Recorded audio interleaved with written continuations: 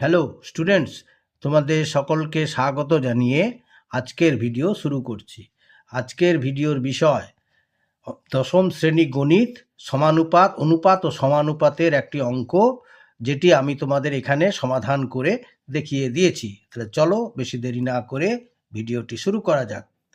Number 1-এ বলা হয়েছে, যদি a:b সমান 5:9 এবং b:c সমান 4:5 হয়, তবে a:b:c সমান কত? সমাধান কি বলা হয়েছে না, a:b সমান 5:9 এবং b:7c সমান বলা হয়েছে 4:5।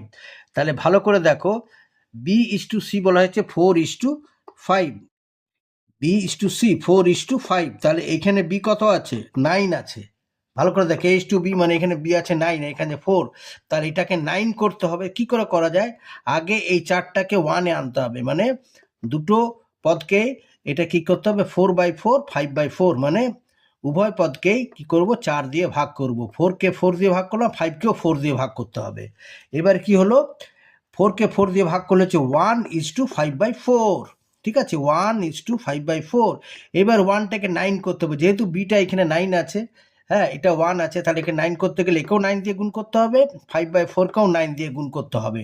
তাহলে হলো 1 × 9 মানে হচ্ছে 9 উপরে উপরে 5 9 45/4। তাহলে কি হলো দেখো, b:c দাঁড়ালো কত? এটা b, এটা c, 9:45/4।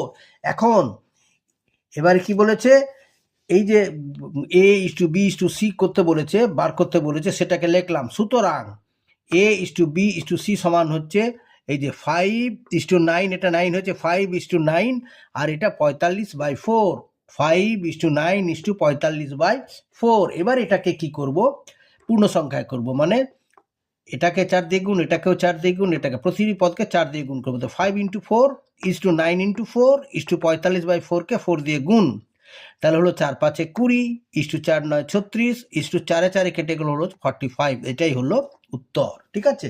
আচ্ছা।